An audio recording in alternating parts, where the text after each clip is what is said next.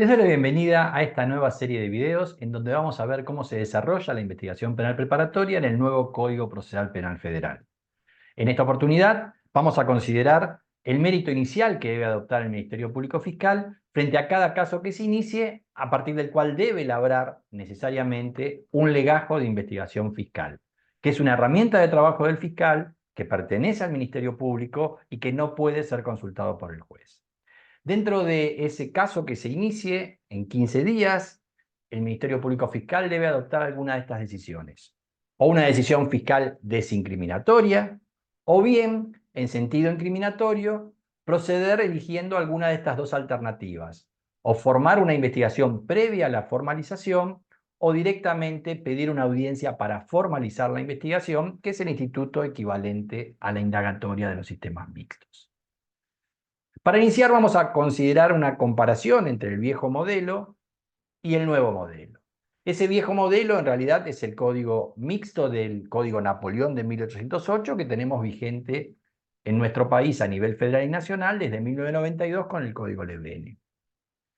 Las características de ese modelo es que tramitan expedientes, causas propias del sistema inquisitivo, y esos expedientes terminan ocultando a las personas, al conflicto real que se visibiliza entre personas. Es poco afecto y hay poca cultura en cuanto a salidas alternativas y salidas tempranas del proceso, con lo cual se termina generando, porque todo debe ir a juicio en principio, en algún momento algún cuello de botella, consecuencia también de que las estructuras de los tribunales son rígidas. Entonces, si uno quisiera graficar esto, tendría esta alegoría: expedientes que transitan por todo este circuito, pero que en algún momento se generan cuellos de botella. De adverso, en este nuevo modelo, es un modelo por sistema de audiencia, sin expediente. La realidad es que justamente ese sistema de audiencias lo que genera es que las personas queden visibilizadas junto a sus conflictos ante el juez y las partes que litigan en esa sala de audiencias. Por supuesto que también se generaría un efecto de botella, con la diferencia de que aquí sí quedan visibilizadas las personas, y entonces el modelo necesariamente ha diseñado válvulas de escape, estimulando salidas tempranas y salidas alternativas, muchas de ellas menos violentas, de mejor calidad, así percibidas por víctima y victimario, como pueden ser conciliación o suspensión del proceso a prueba. Y también se estimulan procedimientos simplificados, como procedimientos de flagrancia o juicios abreviados, que también permiten llegar, en muchos casos, a sentencia sin transitar todas las etapas tradicionales. En definitiva, todas estas válvulas de escape lo que buscan es evitar la sobrecarga de trabajo, pero dando respuestas que sean percibidas por la ciudadanía como respuestas de calidad. Mientras que en aquel modelo el fetiche era el expediente, que como dije ocultaba a las personas, aquí la estrella es la sala de audiencias. Los jueces dejaron de ser jueces de despacho firmando expedientes para ser jueces que están en la audiencia resolviendo exclusivamente sobre lo que las partes discutan. Y en consecuencia, para que tomen decisiones de calidad, también las partes tienen que llevar adelante una litigación de calidad.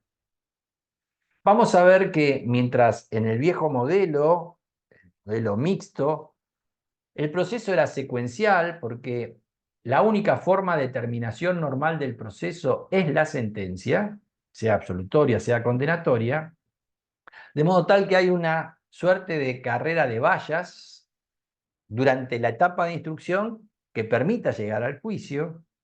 En este nuevo modelo, la investigación preparatoria es preparatoria del juicio, pero el juicio es una opción más y no la única. No es la forma normal de terminación del proceso. Todas las formas son normales. Y va a haber salidas alternativas preferentes para ciertos casos, sobre todo aquellos casos que no sean casos de gravedad, que también van a ser salidas normales. Esta es la forma de manejar la carga de trabajo de una manera racional, con respuestas de calidad. Claro que si queremos ir a juicio, sí va a haber ciertos hitos, actos procesales que deben ser cumplidos. Estas salidas alternativas son consecuencia de que hemos virado desde el paradigma del orden, centrado en la acción penal pública, donde el conflicto se daba entre el Estado y el imputado por haber desobedecido el imputado a la ley del Estado. Desde ese paradigma, que es el del propio del inquisitivo, hemos virado a este nuevo paradigma, que es el de gestión de la conflictividad, con una decisión normativa en el Código, que es el artículo 22, que va a decir, bajo el título Solución de conflictos, que los jueces y los representantes del Ministerio Público procurarán resolver el conflicto surgido a consecuencia del hecho punible, dando preferencia a las soluciones que mejor se adecúen al restablecimiento de la armonía entre sus protagonistas y la paz social. Armonía entre sus protagonistas son víctima e imputado. Y paz social es el fin que tiene el proceso penal. Ya no es solo descubrir la verdad, como fuimos nacidos y criados, sino lograr la paz social. Por supuesto que en ciertos casos la paz social solo va a ser factible de ser conseguida a través de un juicio contradictorio donde se descubra la verdad. Mientras que en el paradigma del orden, la lógica funciona bajo esta idea de principio de legalidad, todo delito debe ser perseguido y castigado. En el paradigma de gestión de la conflictividad cobra sentido este principio de oportunidad procesal, que lo que permite es que pese a que estamos frente a un delito, o no iniciamos la persecución o la suspendemos. Y en muchos casos la suspendemos con una salida alternativa, como la conciliación, la suspensión del proceso de prueba, que son percibidas por víctima e imputado como de mejor calidad y logra la armonía entre esos protagonistas. Y al lograr esa armonía, en casos que no trasciendan a terceros, también en definitiva se logra la paz social. Vamos a ver que entonces en este nuevo sistema adversarial no es secuencial. Ir a juicio es una opción más. Y hay salidas diversificadas, en algunos casos donde hay desinterés del Ministerio Público, como en los casos de bagatela o principio de insignificancia, y en otros casos salidas alternativas preferentes que se acuerdan, son salidas consensuales entre los protagonistas, que son víctimas de imputado, y también jugando allí el Ministerio Público. Con lo cual debe concertarse esa salida con la contrapartes. Vamos a ver que si queremos ir a juicio, sí necesitamos cumplir ciertos hitos. Tanto eso en el viejo procedimiento como en el nuevo. En el viejo procedimiento, el sistema mixto, teníamos además, o tenemos todavía está vigente, dos modelos de instrucción. Una instrucción a cargo del juez, como un anacronismo, pero propio de ese modelo, y por lo menos en el Código Lebene, desde el 92, pinceladas de acusatorio permitiendo que la instrucción la pueda llevar adelante el fiscal. Ahora, para llegar a juicio necesariamente tenemos que cumplir, como dije, ciertos hitos procesales. Por un lado, que se reciba al imputado de declaración indagatoria, que debe ser ordenada por el juez, sea en instrucción jurisdiccional o fiscal. El fiscal le pide al juez y el juez puede aceptar o no llamarlo a indagatoria. Cuando en definitiva el juez convocó a indagatoria, después está obligado a resolver la situación procesal, y para llegar a juicio necesitamos que se dicte de entrada o a lo largo de la instrucción un auto de procesamiento que lo dicta el juez de instrucción. Ese auto de procesamiento lo que determina es que existen en la causa elementos suficientes de que estamos frente a un delito y que participó en él el imputado. Y una vez que tenemos indagatoria más procesamiento, estaríamos en condiciones de que pueda el Ministerio Público Fiscal y también la querella requerir la elevación a juicio. Y allí después se da la posibilidad de que frente a esos requerimientos de elevación que proponga el Ministerio Público Fiscal y también la querella, se le notifique a la defensa que puede oponerse a la elevación a juicio en un procedimiento contradictorio muy escaso, porque allí simplemente el juez resuelve si acepta o no esa oposición, y si no la acepta eleva a juicio y esa resolución es inapelable. Ahora, llegamos entonces al debate con un decreto, si no hubo oposición de la defensa, o con un auto que rechace la oposición de la defensa y eleve el caso a juicio.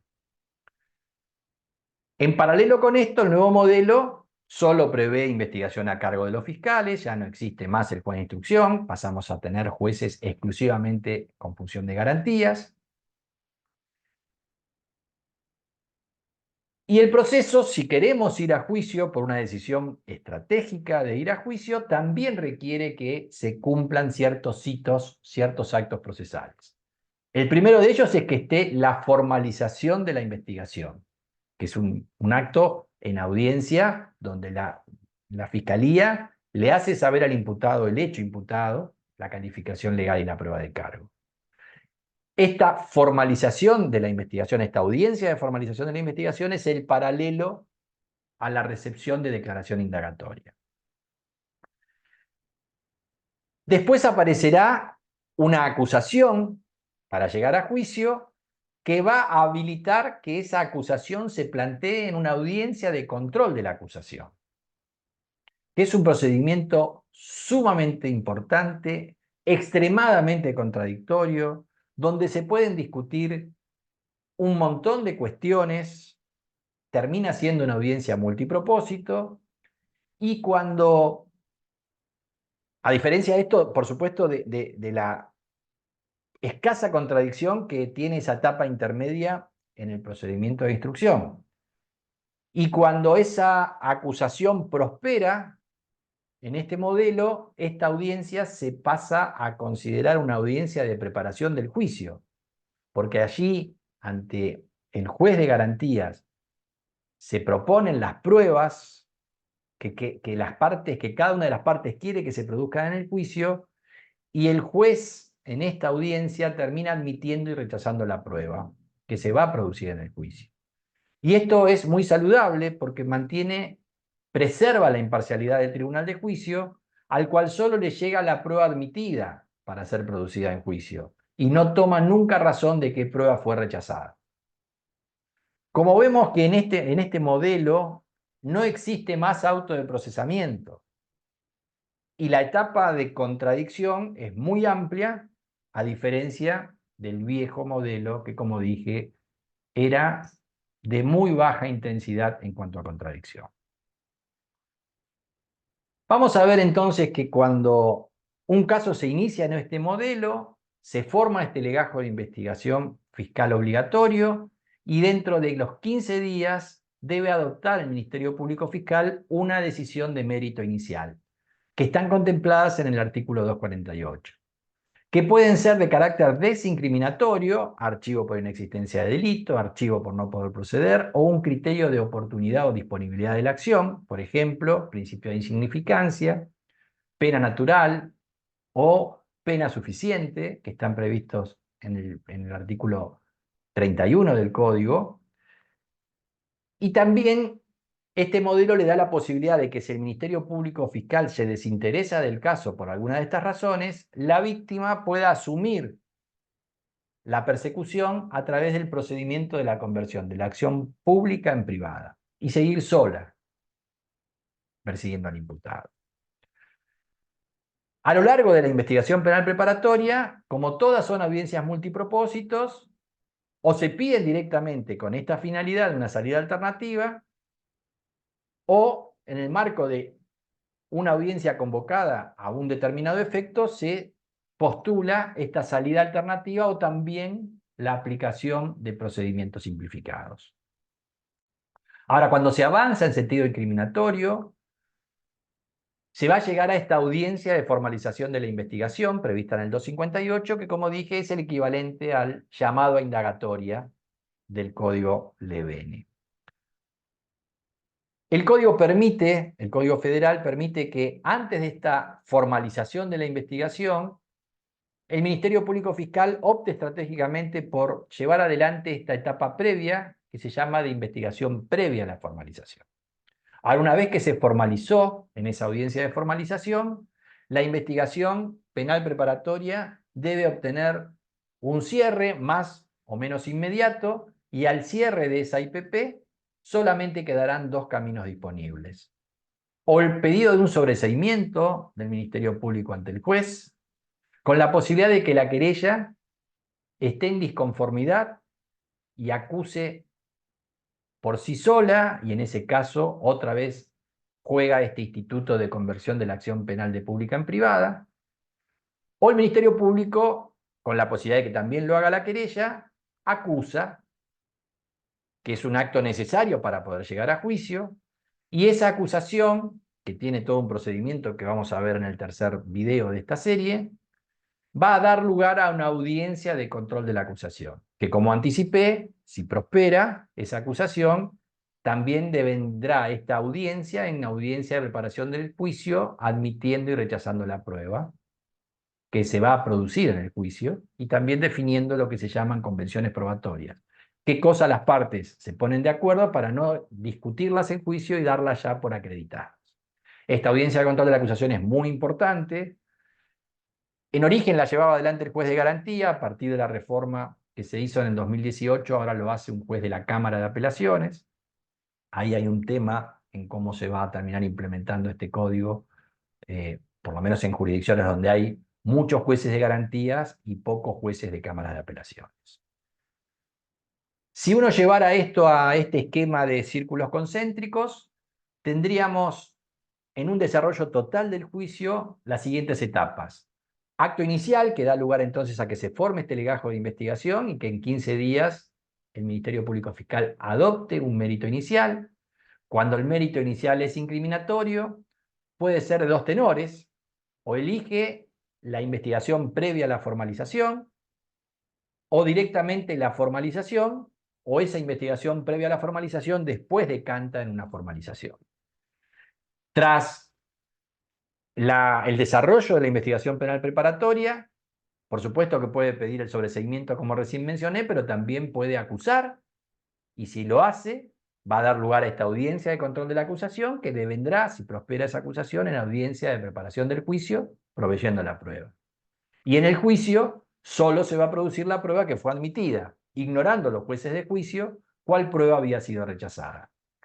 Tras el juicio va a haber una sentencia absolutoria y condenatoria que va a dar lugar a la posibilidad de que haya revisiones, que en origen por ahí se pensaba que podía ser el colegio de jueces con una suerte de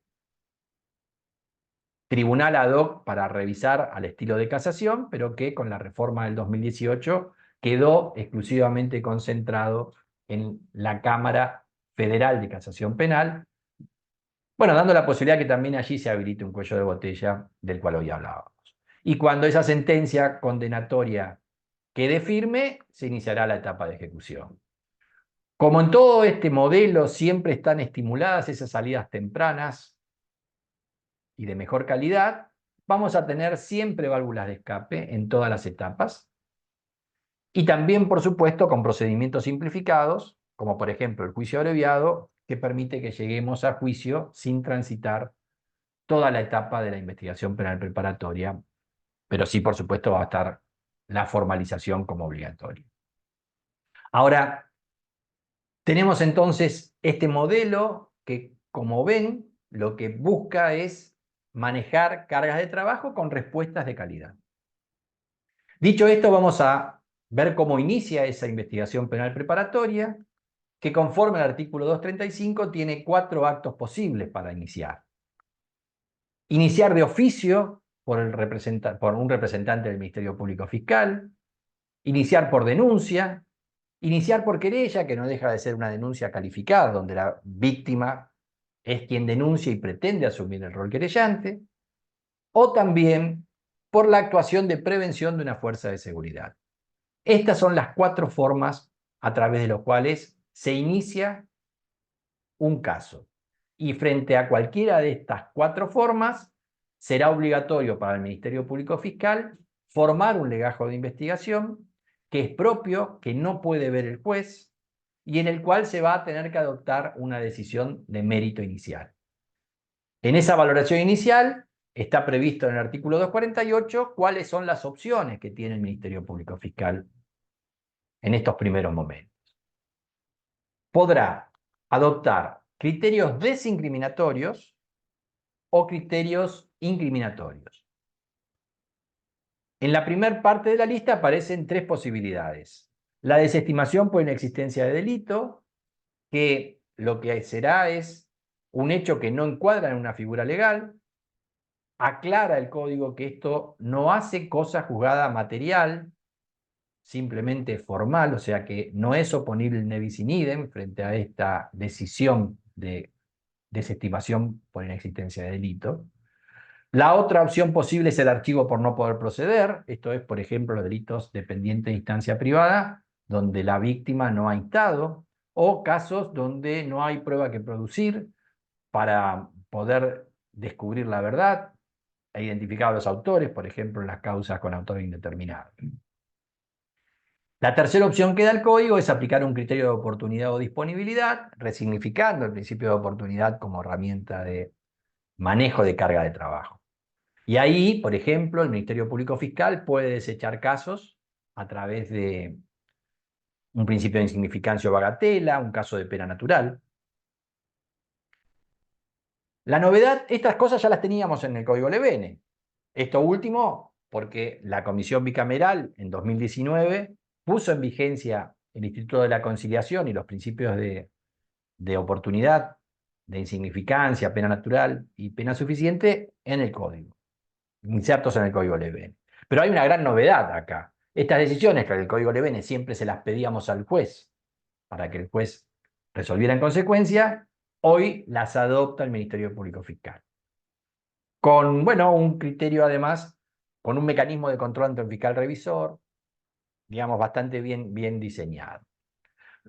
Por el otro lado tenemos criterios incriminatorios, y esos criterios incriminatorios pueden ser, como hoy mencioné, iniciar una investigación previa a la formalización, o formalizar, pedir una audiencia para formalizar. Si inicia una investigación previa a la formalización, no hay ninguna audiencia. Empieza a sustanciar el caso en el legajo de investigación el fiscal. La sexta posibilidad que ofrece el código es aplicar un procedimiento especial, un procedimiento simplificado. Ahora, cuando hay una opción estratégica por esta investigación previa a la formalización, las ventajas que ofrece el instituto es que el Ministerio Público Fiscal no pierde la posibilidad de desestimar, archivar o aplicar un criterio de oportunidad. Y por supuesto que también tras esa investigación previa a la formalización puede concluir en sentido incriminatorio solicitando una audiencia para formalizar. Ahora, eso sí, cuando se formalizó la investigación, esto es, se le hizo saber al imputado el hecho, las pruebas de cargo y la participación con la calificación legal ante un juez y en presencia de su defensor, el caso ya no puede cerrarse por alguno de los criterios desincriminatorios que recién mencionamos del 248, sino que obligatoriamente va a terminar esa IPP o con pedido de sobreseimiento o con acusación. Vamos a ver esta etapa de investigación previa a la formalización, que está contemplada en un único artículo del Código. Recalco entonces que, como criterio incriminatorio, estas son las dos posibilidades. Y si estratégicamente el Ministerio Público elige esta previa a la formalización, la ventaja es que igual puede terminar el caso con un criterio desincriminatorio como la inexistencia de delito, el archivo por no poder proceder o el criterio de oportunidad. En cambio, ya si formalizamos, esas posibilidades no las tenemos. Y por supuesto que la investigación previa a la formalización puede decantar en sentido incriminatorio pidiendo formalizar. Las ventajas de este instituto es, como dije, la posibilidad de ir a un criterio desincriminatorio y ganar tiempo, porque el plazo previsto de duración de la IPP recién comienza a computar a partir de la formalización. Entonces, este periodo inicial nos permite sumar tiempo de duración en la investigación preparatoria. Vamos a ver cómo está regulado, y como les dije, solo está en un artículo que es el 253. Esa norma dice, iniciada la investigación previa a la formalización como opción estratégica del Ministerio Público, el representante del Ministerio Público podrá realizar las medidas probatorias que considere pertinentes con miras a satisfacer los requisitos de la formalización de la investigación. Pareciese que el objeto, como está redactada esta norma, es exclusivamente preparar la formalización. Pero como dije, también en esta etapa se puede concluir no en sentido incriminatorio pidiendo esa audiencia de formalización, sino en sentido desincriminatorio. El segundo párrafo va a marcar una regla que es que cuando hay autor individualizado, el Ministerio Público Fiscal está obligado, en principio, a notificar a esa persona imputada de que lo está investigando. Le tiene que hacer saber cuáles son los derechos, entre ellos el de designar a un abogado defensor, o que en su defecto se le designe defensor oficial, y esa notificación básicamente es para que pueda ejercer el mecanismo de pedido de información del 256 y también la revisión que autoriza esa norma.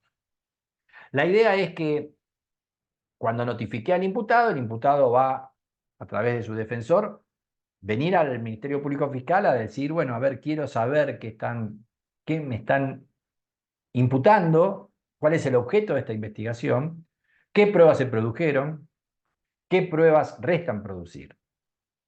Y el Ministerio Público Fiscal podrá negarse a brindar esta información. Y cuando se niegue, es donde se activa este mecanismo de control que prevé el 256.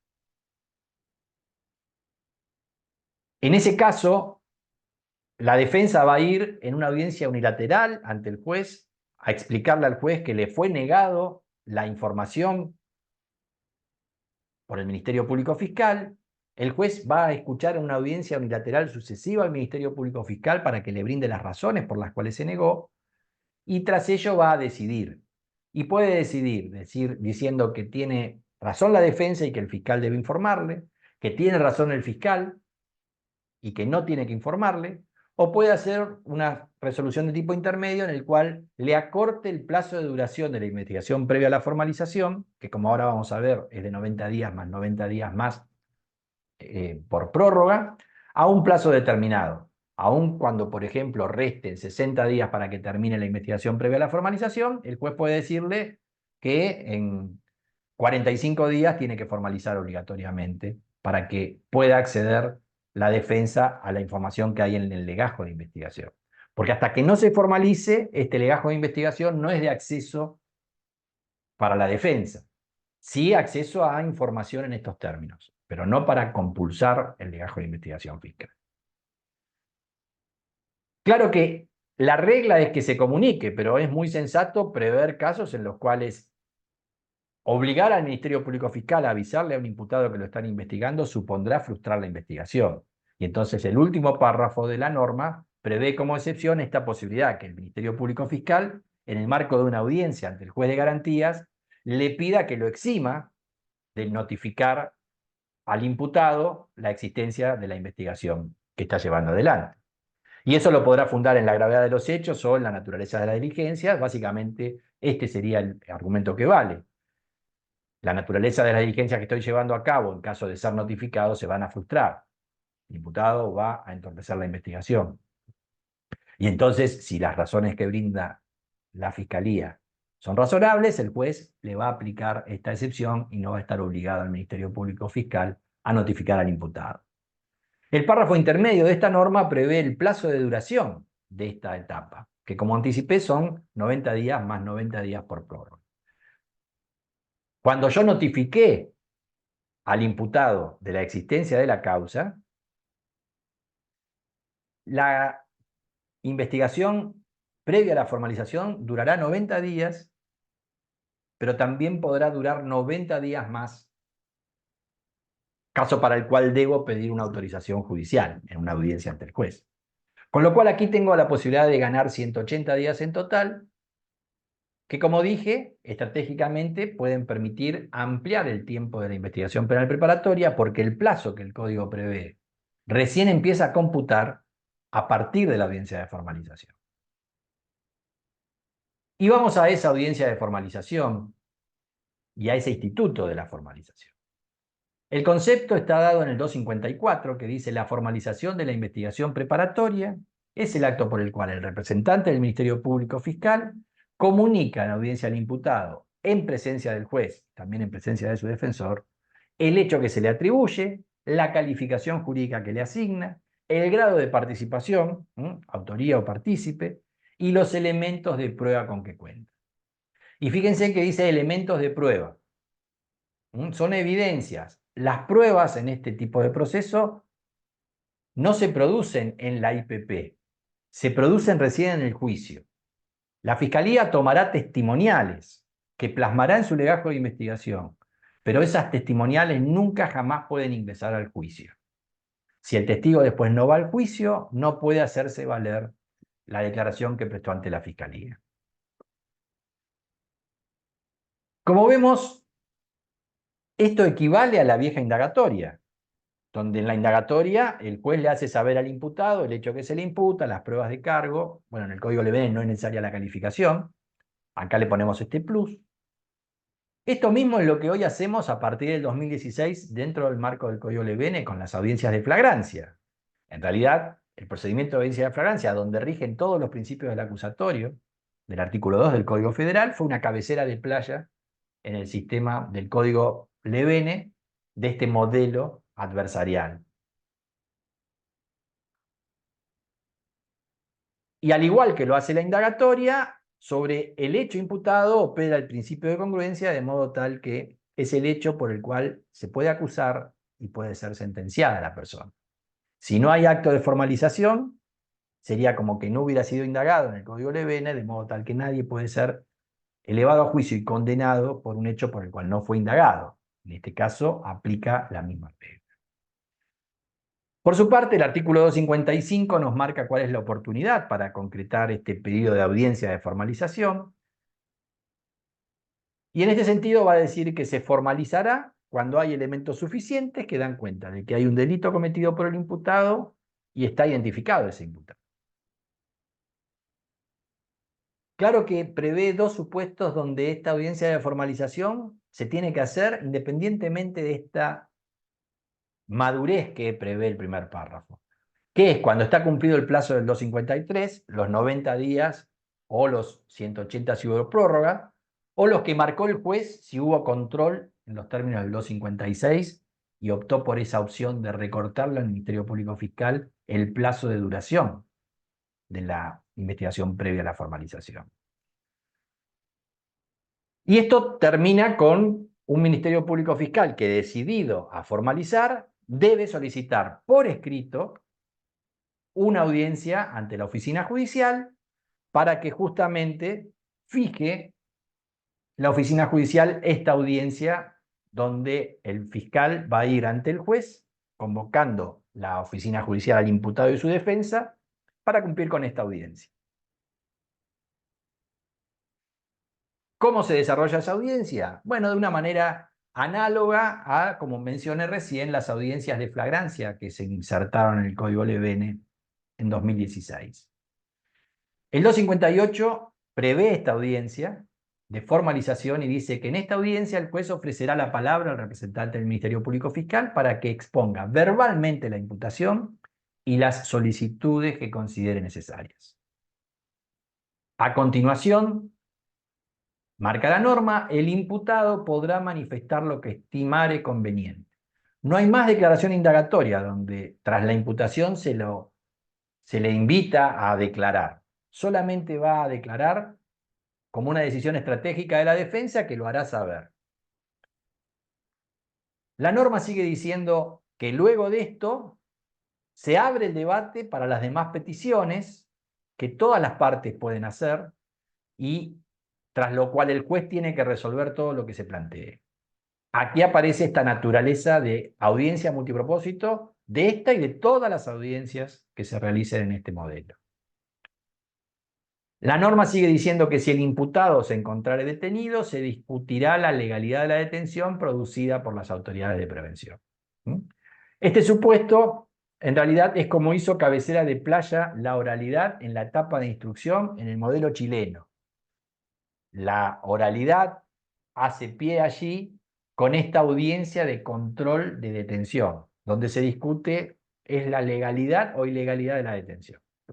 En rigor, si bien está en tercer orden aquí, debería empezarse por ahí, y debería empezarse en la medida de que la defensa articule algún cuestionamiento. Esta audiencia de control de detención, entonces, es una rémora de aquel inicio de la oralidad en los modelos de instrucción. Fíjense que la audiencia está pedida para formalizar, pero están estas otras posibilidades, audiencias multipropósito y control de la detención, con lo cual son contenidos extras de estas audiencias de formalización. Y por último, la norma en el último párrafo dice, finalizada la audiencia, el representante del Ministerio Público Fiscal perderá la facultad de archivar o aplicar un criterio de oportunidad. Recuerdan que si hacíamos uso de la investigación previa a la formalización, no perdíamos esa facultad. Si decidimos ir a audiencia de formalización y la concluimos, porque si no logramos, si optamos finalmente en base a lo que se da en ese debate, por no concluirla, podríamos, porque fíjense que dice finalizada la audiencia. Sin embargo, por supuesto que allí la defensa posiblemente quiera un sobreseimiento, porque recuerden que aquellos criterios no hacen cosa jugada material y como vamos a ver, el sobreseimiento sí. Aquí tenemos cómo termina esa norma y después traer a colación esta otra norma que también anticipé, de a partir de qué momento empieza a computar el plazo de la investigación penal preparatoria en su totalidad. Y el 254 del segundo párrafo dice que comenzará a correr el plazo desde la audiencia de formalización. Por eso dije que era interesante capitalizar la investigación previa a la formalización para sumar la posibilidad de 180 días más, con los 90 más 90 de prórroga. Aquí entonces, mientras que en el último párrafo se le cierra una posibilidad al Ministerio Público Fiscal de utilizar criterios desincriminatorios que no hacen cosa juzgada, tenemos aquí que empieza a computar el plazo de duración de la IPP. Estos son efectos extras que tiene la audiencia de formalización de la investigación. Hasta aquí hemos llegado con este primer video, donde hemos contado un poco cómo es la comparación entre sistema viejo y sistema nuevo, cuáles son los criterios desincriminatorios y estos institutos incriminatorios de la audiencia previa a la formalización y la formalización. Para estas cuestiones de mérito inicial, quien quiera ampliar, lo invito a compulsar en el canal el curso 6. Los espero en el segundo video, donde vamos a hablar de la clausura de la IPP y del Instituto del Sobreseimiento. Muchas gracias.